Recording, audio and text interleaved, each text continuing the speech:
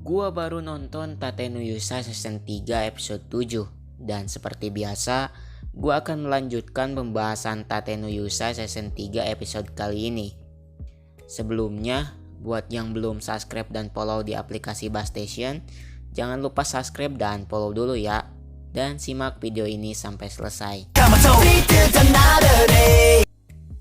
Seperti biasa, buat kalian yang belum nonton Tate no Yusa season 3 episode 7, lebih baik kalian nonton dulu karena video ini mengandung spoiler.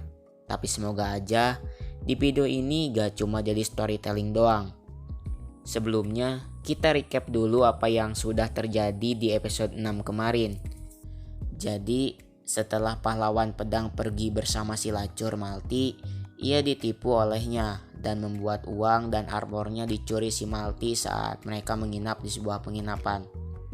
Ren yang pikirannya sedang kacau semakin kacau, ditambah ia dikejar-kejar oleh dua orang misterius dan para warga yang tidak menerima dirinya karena tidak berguna saat penyerangan si kura-kura lemah. Ren membangkitkan kekuatan kutukannya, membuat bandit yang mengganggunya langsung kalah tak lama kemudian. Motoyasu yang berniat mencari pemimpin bandit malah bertemu dengan Ren yang ternyata adalah pemimpin para bandit yang meresahkan masyarakat. Naofumi melihat mereka bertarung dan pertarungan pun tidak bisa dihentikan lagi. Sampai ketika Eclair yang menantang Ren untuk bertarung 1 lawan 1. Membuat Ren sadar kalau ia belum sekuat yang ia bayangkan. Dan ia ikut bersama Naofumi ke desa dan mulai berlatih dengan Eclair. Motoyasu juga semakin kuat di saat mulai mengerti tentang senjata kardinalnya. Dan bahkan ia sampai bisa membantai dua orang sekaligus. Di episode kemarin kita mendapatkan informasi tentang masa lalu pahlawan pedang Amaki Ren. Ia adalah seorang anak SMA yang cukup introvert dan punya hobi main game VR. Dan suatu ketika ia tertusuk pisau saat berusaha menyelamatkan gadis yang akan ditusuk oleh seseorang. Untuk pembahasan episode 6 udah aku bikin, jadi jangan lupa nonton ya.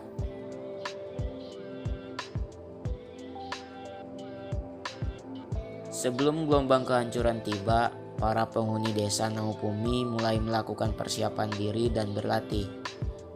Bahkan Kill bisa berubah ke bentuk hewannya sebagai serigala abu-abu karena punya bakat di skill yang sama dengan Sadina. Ren juga menetap di desa Naofumi dan terus berlatih dengan Eclair. Suatu ketika, seorang perempuan dewasa berkulit coklat datang ke desa. Kedatangannya membuat Pilo heboh karena perempuan ini ternyata seorang peneliti dari kerajaan. Perempuan itu memperkenalkan diri sebagai Ratotil. Karena ia meminta dipanggil Rat, jadi kita panggil Rat aja.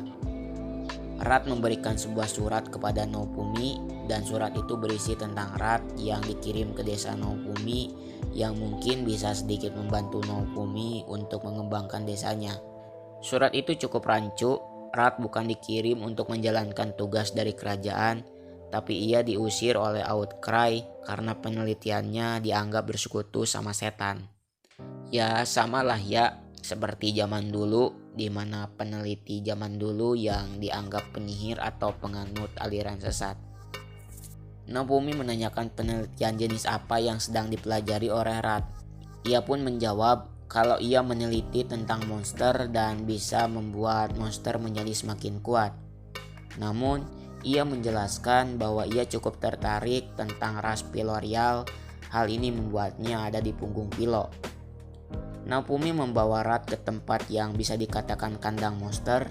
Di sana ada beberapa ekor monster bertipe Caterpillar Land.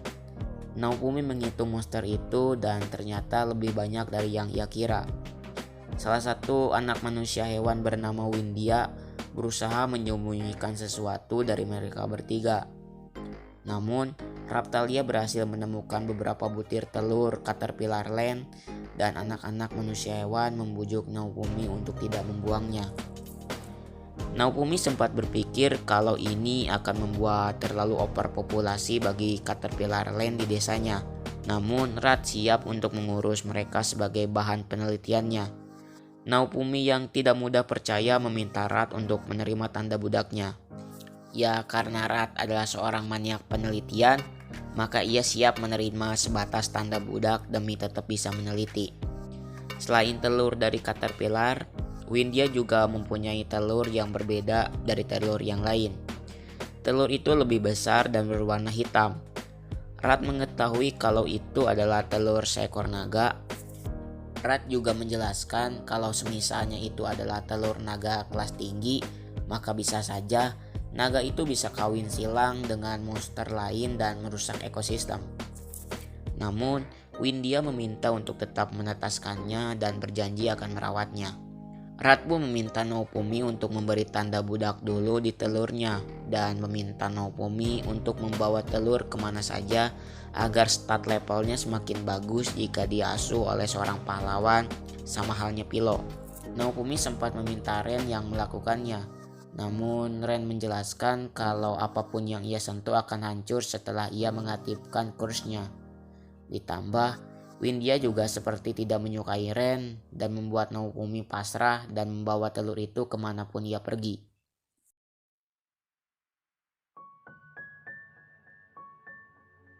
Suatu ketika, telur naga itu mulai retak dan naga muda berwarna merah keluar dari telur itu. Windia memberikan naga itu nama Gaelion dan Rat menjelaskan kalau naga itu penjantan.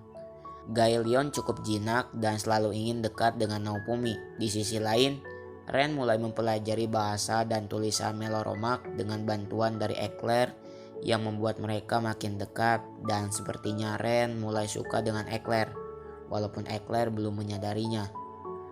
Gaelion sudah terbiasa hidup bersama anak-anak manusia hewan lainnya. Suatu ketika, Gaelion sempat terjebak oleh skill Shield Prison-nya Naofumi karena Naofumi sering mendapatkan ketukan di pintu kamarnya, namun tidak ada seorang yang ada di balik pintu itu.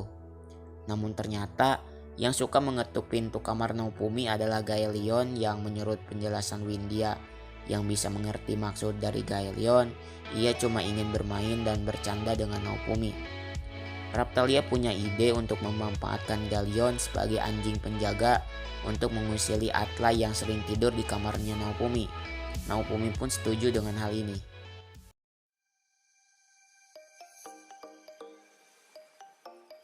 Di saat Naofumi mengajak Gaelion ke kamarnya, Gaelion tidak sengaja menelan batu kristal berwarna ungu dan membuatnya tersedak. Semua yang melihat ini panik, namun seketika Gaelion membesar dan menjadi naga dewasa. Gaelion menyemburkan api dari mulutnya. Dentumannya terdengar sampai ke Ren yang ada di perpustakaan. Gaelion, naga yang jinak, menjadi naga besar dan liar. Ia pun terbang meninggalkan desa Naofumi. Episode 7 pun berakhir di sini. Ya segini aja. Episode yang bisa dikatakan slice of life, di mana kita melihat keseharian di desa Naofumi. Untuk masalah CGI Gaelion, menurutku belum bisa dikatakan bagus, tapi masih mending lah daripada CGI si kura-kura lemah yang kehilangan wibawanya. Terima kasih yang udah nonton sampai sini. Jangan lupa like dan share agar channel kita ini cepat berkembang, dan tentunya jangan lupa subscribe buat gua dapat 500 subscriber secepatnya. Jika kalian nemu video ini di aplikasi Bus Station, kalian bisa bantu dengan like dan follow. Gua Topik undur diri, sampai jumpa di video yang akan datang.